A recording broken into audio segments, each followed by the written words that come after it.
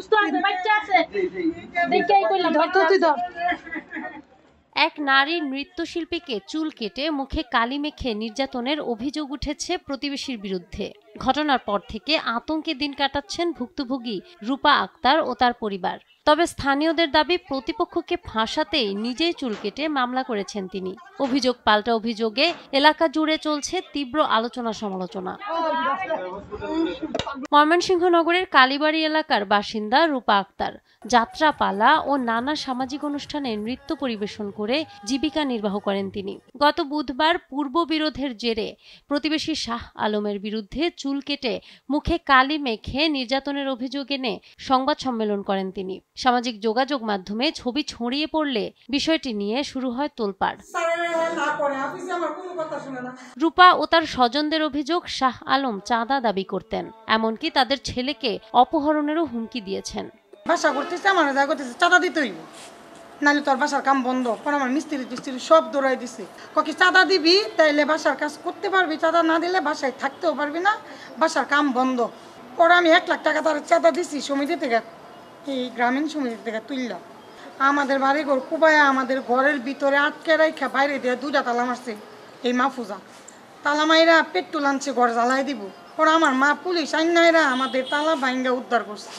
আমার হাজবেন্ডে 5-6 জন ধরছে, আর মহিলা আর পুরুষ মিলায় আমারে চুলের মধ্যে দইরা সিঁড়ি দিয়া মেন রোডে থেকে টাইনা নামাইছে। নামায় দেখেন আমার চুলগুলা কাটছে, আমার মুখে কালি মাখছে।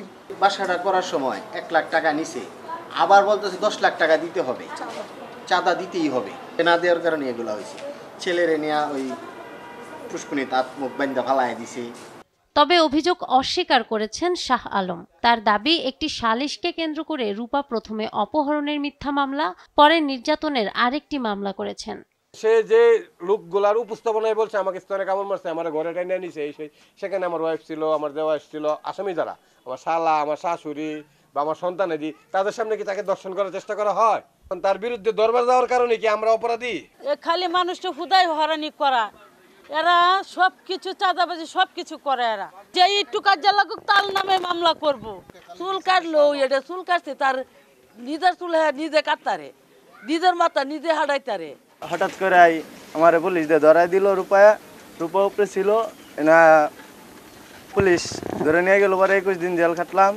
ঘটনার পর গত বৃহস্পতিবার শাহ আলম ও তার স্ত্রী সহ মোট 14 জনের বিরুদ্ধে কোতোয়ালি মডেল থানায় মামলা করেছেন রূপা আক্তার।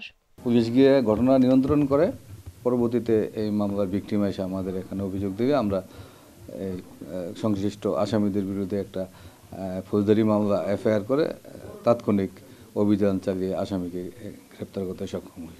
কারণ মামলা হওয়ার পরে র্যান্ডম এটা ইনভেস্টিগেশনে পুলিশ যাচ্ছে, তদন্তকারী অফিসাররা যাচ্ছে, তারপরে আসামি গ্রেপ্তার অভিযান চলতেছে। রূপা ও তার 2 বোন নাচ গানের সাথে জড়িত। তাদের মাও একসময় ছিলেন নৃত্যশিল্পী। এদিকে শাহ আলমকে গ্রেপ্তারের পর আদালত থেকে জামিন মেলে।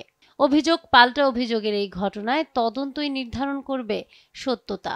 হ্যাঁ, এই দেখেন ওরা চুলগুলা কাটছে। নাহার বৃষ্টি, নিউজ ডেস্ক, দেশ টিভি।